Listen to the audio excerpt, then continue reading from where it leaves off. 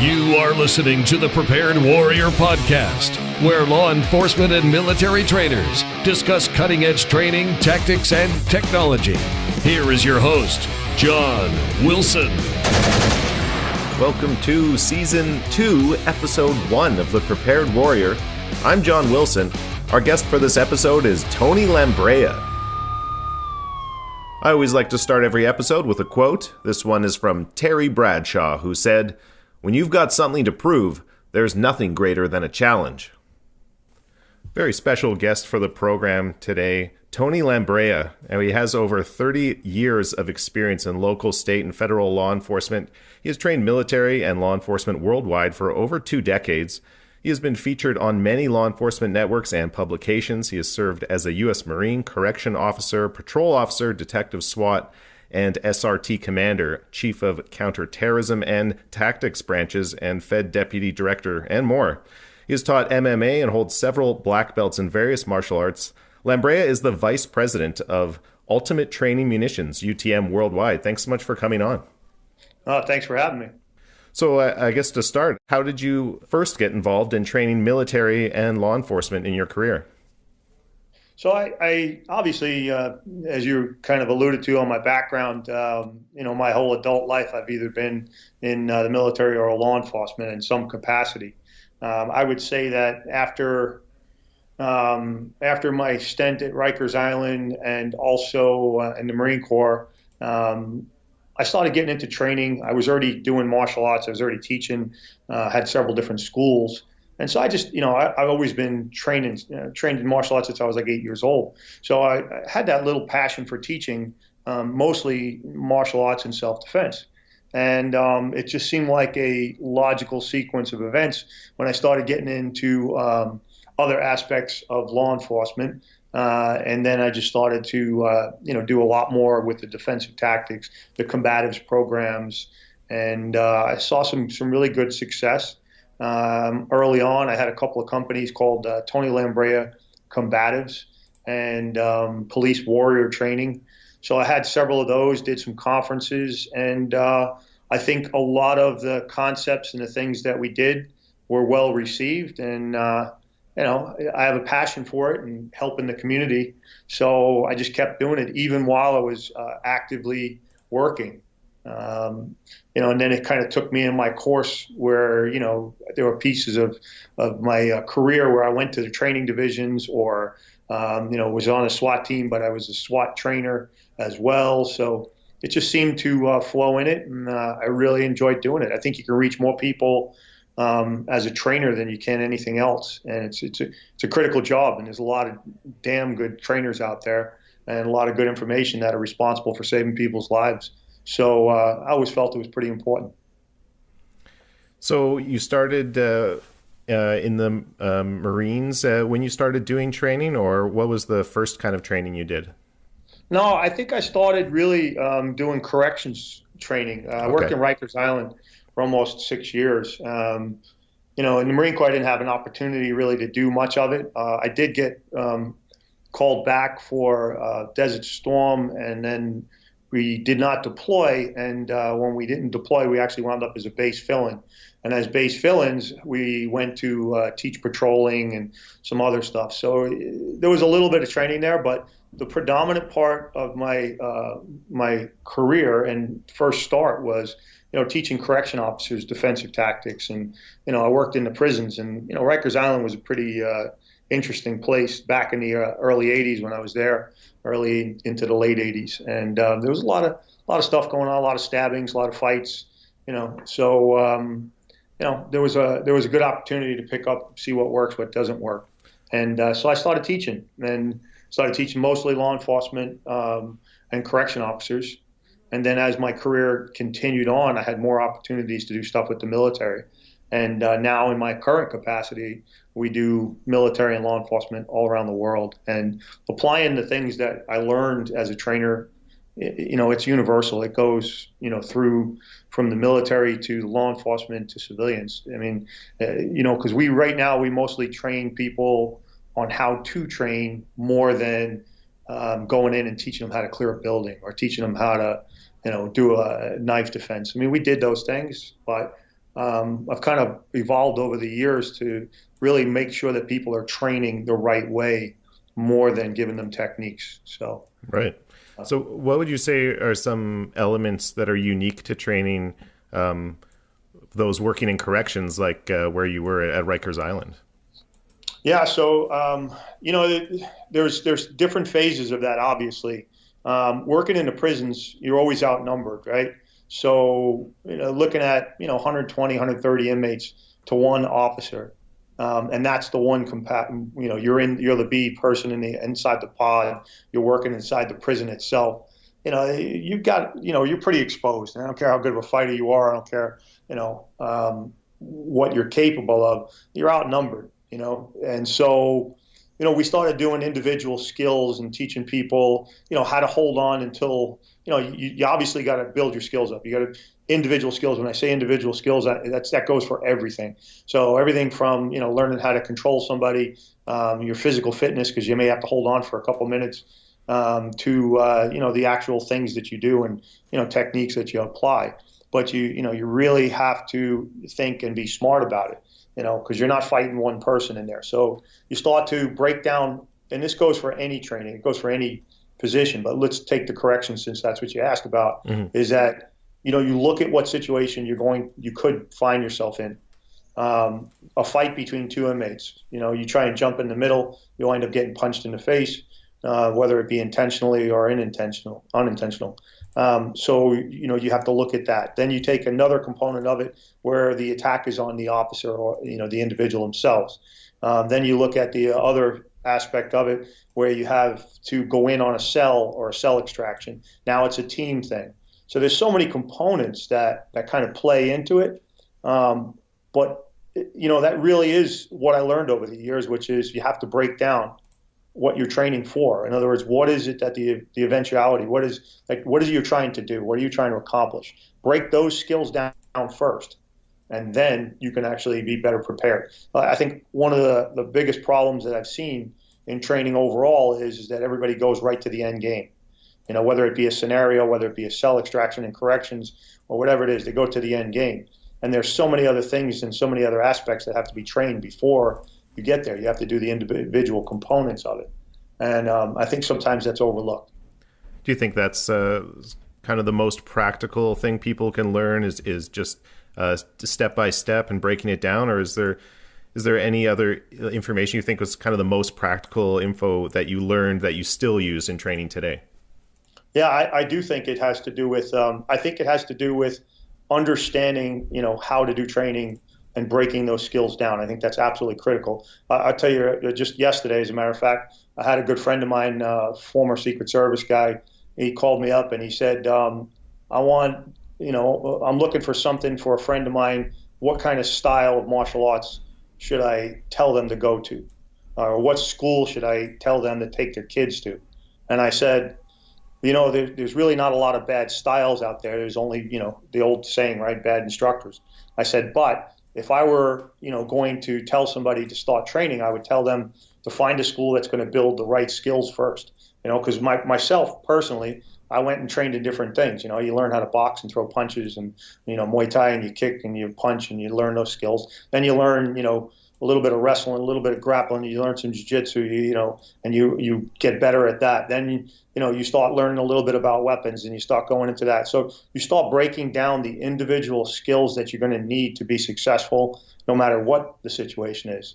I think if you start just going directly into, I want a self-defense school, and the self-defense school is not doing enough on the skill building side, or it has gaps, hell, look at the way the UFC started out. Illustrating that, the Gracies did a good job of illustrating where the gaps were, and that was not a lot of people fought on the ground. So you got traditional schools that did all stand up, and they said, I just won't go to the ground. And they found out that wasn't necessarily an option. So training for all situations, building skills, and making sure that, your skills are such that you can adapt.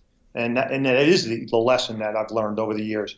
Look at the firearms skills that people. There's great firearms instructors out there. There's great shooters out there, and The only thing is that once again, that you do this, the individual skills, but do you carry it to the next step on those individual skills? And, one of the things that why I'm so happy about being involved in UTM is that we can do force on force, but we also can do 360-degree training. So now you learn the individual skills, but now you get to go to the next phase of it and make it more interactive and apply those skills, in combination and in a realistic environment and starting to build it. So, that's a lot of information, but the bottom line is you're training skills, but then you have to move the skills into the right environment and then eventually put it under the right element of stress.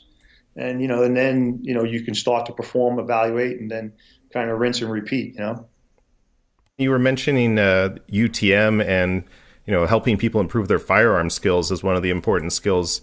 How does the UTM training system help people with their firearms training? So UTM converts real weapons, and then so you're obviously using your gun, put a conversion, you change out the barrel or the barrel and slide, and then it gives you the ability to fire your weapon, but safely, because the rounds are only going 375 or 315 feet per second. So now you have an alternative type round that doesn't have to be shot on a range, right? And if you look at it from, the firearms perspective, let's just talk straight away firearms, because there is a part of bridging gaps and cross-discipline that I'll talk about in just a second. But let's just stick with the firearms for just a minute. A lot of times what happens is you become very proficient at shooting on a range. You take a couple of deep breaths, you pull the trigger, you shoot on a range, you're shooting really well. You can, put 2 in the chest, 2 in the head. You can, touch in rounds, the whole 9 yards. You're shooting really good. You get good at magazine exchanges, maybe. You get good at the basic skills of standing on a range. But what was very apparent, to me when we were doing this was that I'd say to somebody, okay, let's use UTM, which is completely safe. You can do 360 degrees. You do it any way you want. I said, I want you to set up a couple of drills. Inevitably, the instructors that were there learning they would set up a very linear range. They'd put 2 or 3 or 4 targets, downrange area. And then they would run some sort of either step to the side drill or a movement drill or a cover drill or whatever it is, which are good drills and is needed. But once again, very, very linear, right? Because that's what you get so used to and so conditioned to. So you can have the best firearm skills in the world, but when things start to change and the dynamic starts to change, and now instead of just doing downrange drills, you have to, you're shooting left, you're shooting right, you're shooting behind you, you're moving your feet, you're going in different directions, you're having to adapt, you're having to be put under a little bit more stress while you're moving. I mean, all these things start to come into play, and those firearm skills that you practice are critical. But you have to take it to that next step. I always use the equation of a fighter. If you hit the heavy bag your whole time, and you'll get really good at hitting the heavy bag, but that doesn't make you a good fighter. I throw somebody in the ring that all they ever trained on is punching a bag, then they don't necessarily become a good fighter. They get their head handed to them in a ring.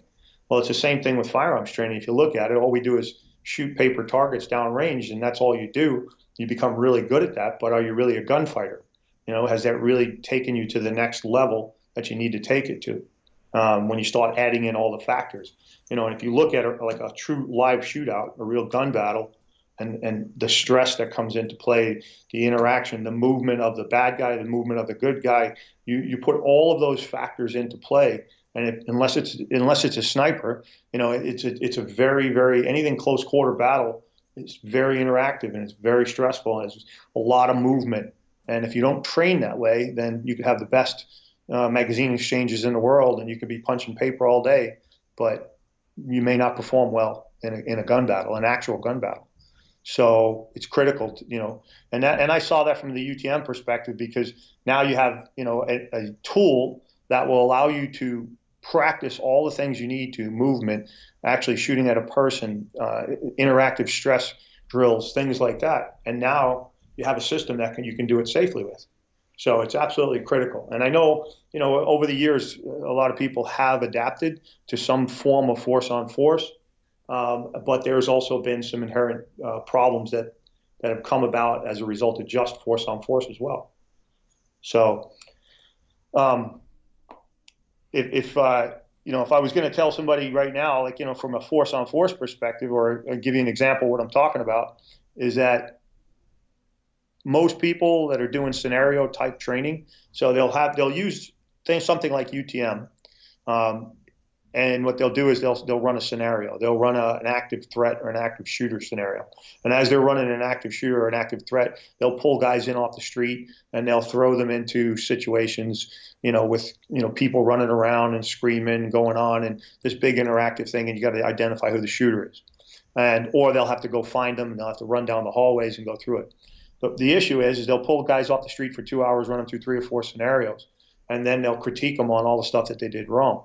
Instead of taking the first hour and actually covering on how to go down the hallway, how to go ahead and, clear across the door, how to, make a good judgment. What do you actually recognize in hands, facial features, all the things that you would need to do, giving them some drills that would lead up to and make them successful in that scenario. And that's breaking down the skills. So there's so much of that needs to be done. When you're doing this, and the UTM does allow you to do that. Yeah, it sounds like UTM is a great tool, but you still need the preparation and kind of the all the other stressors. But as far as getting the realistic use of a firearm in a training scenario, it's as real as there is right now. Yeah, and what's interesting is that whether it be military training or law enforcement training, a lot of times people stick to their disciplines. And what I mean by that disciplines is that the firearms guys, they do firearms. They're on the range and they do firearms. The tactics guys are usually, some of the team guys or whoever's teaching it, and they'll talk about clearing a building. And then, your mat room guys, your combatives guys, they're really, really good punchers and grapplers, but not so much on the firearm side. And that's happened over the years where people have kind of just gone to their own little silos, trained, those disciplines, and didn't cross-train.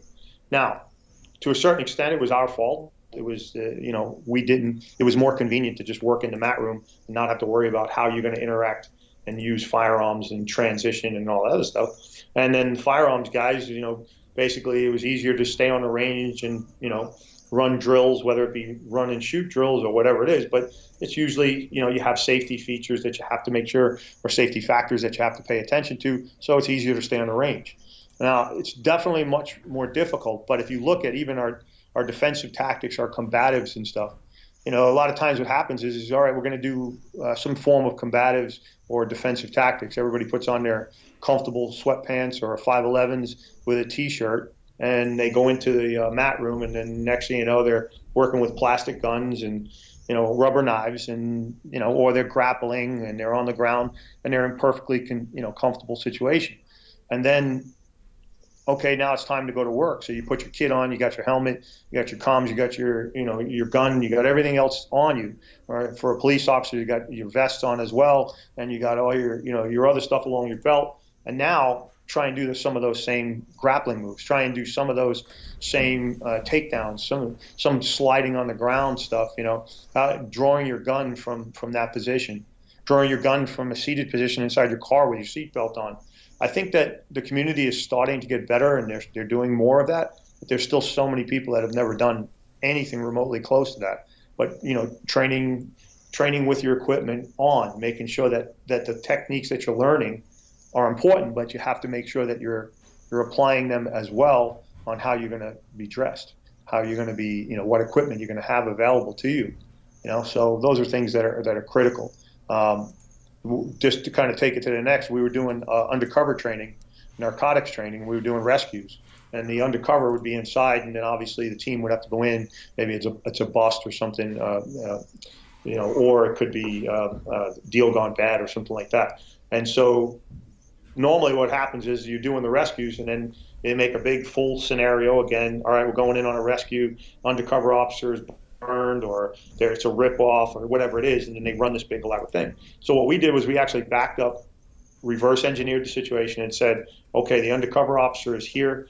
These are the skills that they will need to survive. Let's run those drills first. Okay, we run those drills, start to work it. Okay, how does that fit in with the team? When the team actually comes through the door, you don't need the undercover standing up with his gun in his hand, because something bad could happen from there. So, now let's start working the team and the undercover. So you start to piece together all the individual skills that you would need, and then you train it from there. So, and that applies to every discipline, from firearms to defensive tactics to tactics or CQB, all of that stuff. It applies in every single situation. It's just a matter of how do you set up your drills and what equipment are you using, and is it appropriate? So you think in long form scenario drills, some of the breakdown of skills can be lost maybe if they just go through a long drill? Yeah, I do think that. I think that there's two things. Number one is, first and foremost, is what's the point of a scenario? I mean, there's two different ways of looking at it. The first way to look at a scenario or a long scenario is for training. And that's after you've done all the individual skills that you need to be successful in that. Then you have to put them all together, which is, a culmination exercise, along with some stress inoculation and then some more environmental things that you put in there. So now it's all about judgment. Now it's about stress. Now it's about applying things using your cognitive. And then in addition to that, knowing which skill is going to work. And then as you're going through it. So that's the one part, right? So scenario could be a training part. But for it to be a training thing, you run through that long scenario after you've done the skill builders. And if you don't do something correctly, you don't just say, okay, you didn't do this right, and then move on. The scenario should be repeated. You should actually go through the scenario training again, and it's a constant buildup. And then you can almost do it where you introduce a little bit of stress first, then you introduce some more stress, then you introduce some more stress. You keep the skills that are needed the same, but you continue to add other factors in. So that's the one aspect of it. The second use of a scenario or a long scenario is to evaluate the students, to see whether or not what you taught them they retained. So you can be evaluating the instruction, or you can see whether or not the student is capable of performing it. And that's a totally different situation. So now you're running through a long scenario and you evaluate where the deficiencies are. That's an important thing, because you can either go back and retrain on those deficiencies, or you have to reevaluate. Sometimes it's your training program. You didn't cover certain things. So it gives you the evaluation skill. So, long scenarios, culmination exercises, combat villages, all of those things are absolutely critical, but only if you're really paying attention and saying, all right, this is what went wrong. Okay, let's evaluate. Why did it go wrong?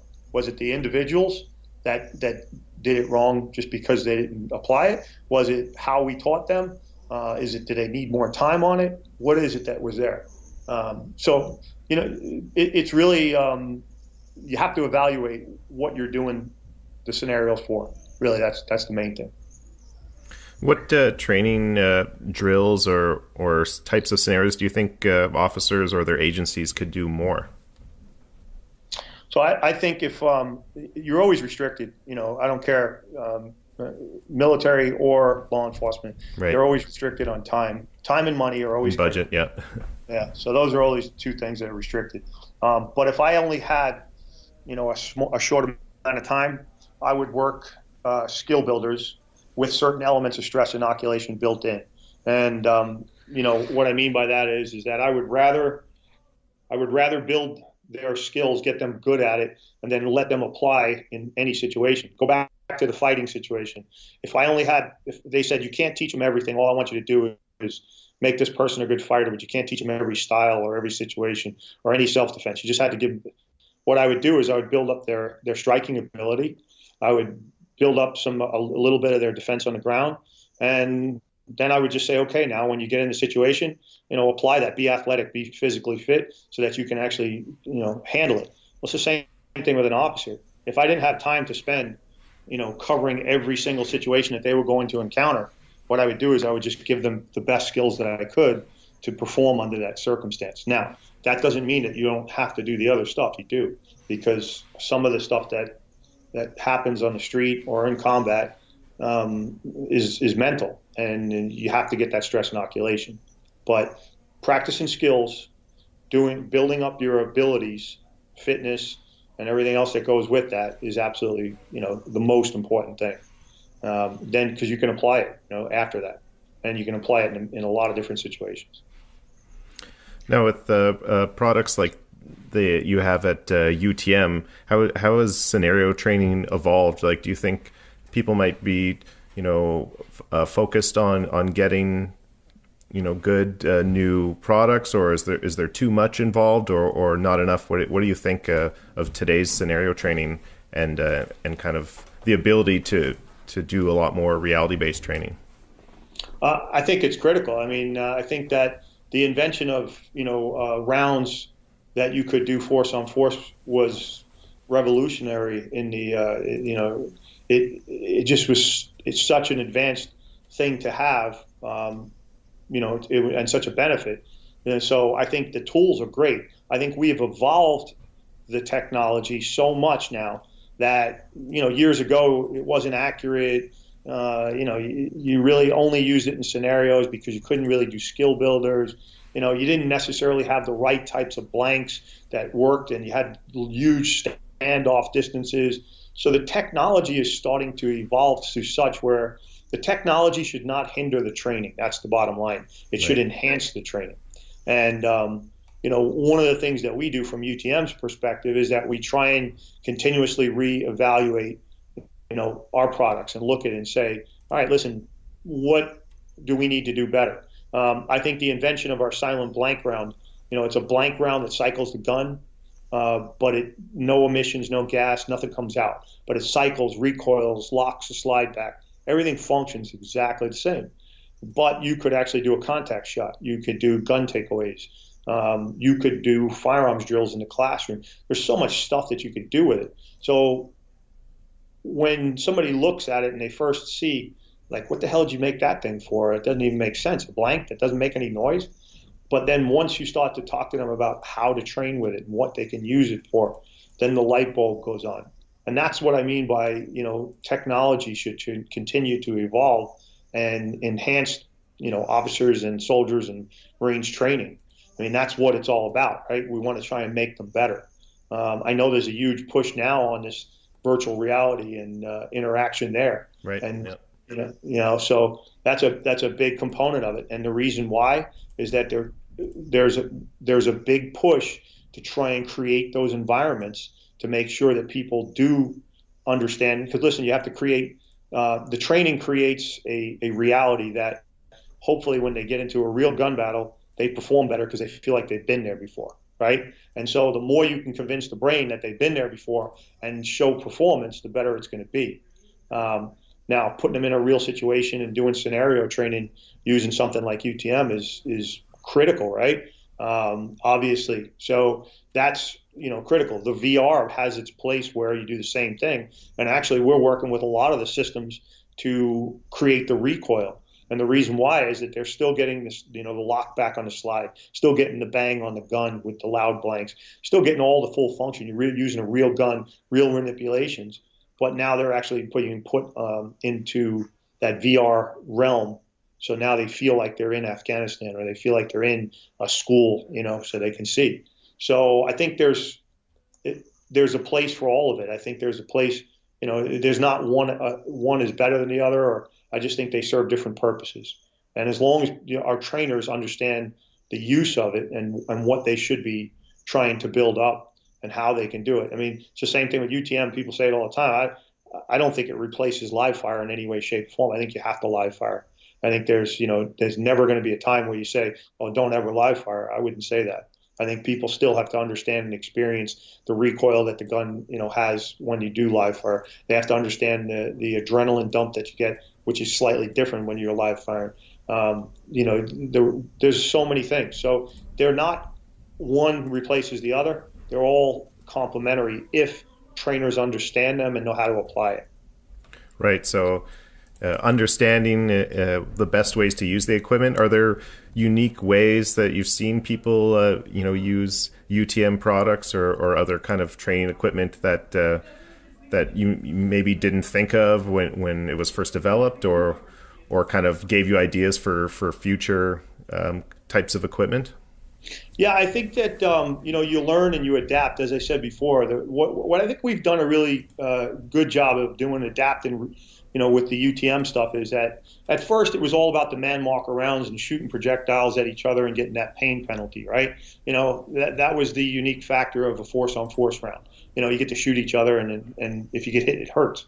So you go ouch and you move, right? Mm-hmm. So that was the first factor. What we started to realize was that one of the downsides and one of the things people didn't like was that they didn't want to change the way that they were dressed. They didn't want to change, some of the other pieces of it. So what we started doing was running officers through in, their full gears, full kits, and maybe just iPro, and then they were shooting marking rounds while the role player was shooting blanks back at them.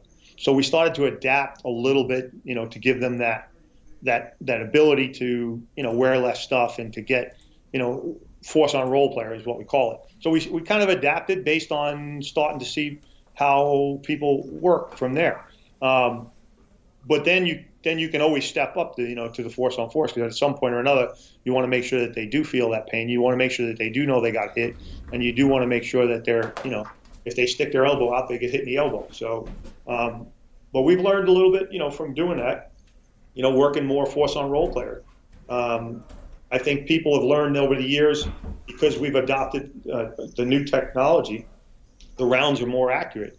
Years ago, the only thing that was on the market, the accuracy was really poor, so they couldn't do any firearms drills. There was no way you could hold a guy accountable, even on some of the hostage rescue scenarios. You wanted to take a headshot, you were lucky you could hit the head. We've kind of adapted now where, we've developed a technology where it's accurate. If you want to take a headshot, you're going to hit the guy in the head. And that's what you want, so that the technology is actually, not holding the person back from doing their training exercise. So we've learned a lot of stuff, and we adapt accordingly, We've made, different weapon systems, obviously, for the military. We're in the process right now of making a Mark 48, which is belt fed, 7.62. We're in the process of, we already got a 7.62 240 Bravo machine gun. We've got 249 machine guns. So we have these things because we want everybody in that component to be able to train. And you don't want to exclude somebody and say, well, normally I know you'd have a Mark 48, but, here, use this M16, because we don't have anything for that. So we've learned that you have to continue to develop, you have to continue to grow, and you have to make sure that you're staying up with what, the tools of the trade are. Yeah, it's great to see new stuff coming out, and how companies like UTM have grown and enhanced training. So I really appreciate you coming on the program. And I guess one more thing, what would you say are just some core philosophies that you could leave people with as far as use of force training and for police officers, corrections, or military? I think that obviously the main thing is challenge your training, challenge yourself as an instructor. If you're an instructor and you have a responsibility for development, sometimes we have a tendency to, keep the training easy, and we don't develop, and we don't listen, and we don't challenge ourselves. So continue to, get more education. Go out, see other people's training, learn to see what's happening with your officers, understand what's happening on the street. The enemy changes, so, you have to adapt, right? And I would just say continue to challenge yourself, make sure that you're evaluating your training. And if your students aren't doing well, then maybe it's not your students, maybe it's something that you're doing. So evaluate it, be open-minded, and try and bring it to the most effective training you can. One of the things that we do now is we've kind of gone away from doing tactics training, and we're all about teaching people how to do skill training, how to develop their training further. I don't care what it is, tactics, firearms, or whatever it is, but to open their mind. It's not that we can go in and teach an SF or a SEAL team any kind of CQB. We're not going to be able to do that. That's their thing. They're the best at it. So that's fine. All we do is go in and try and give ideas on, here's another way to break it down. Here's how you incorporate UTM type technology into your training. Try and throw those ideas out and hope that that's going to make things better. So, continue to challenge. That's the main thing.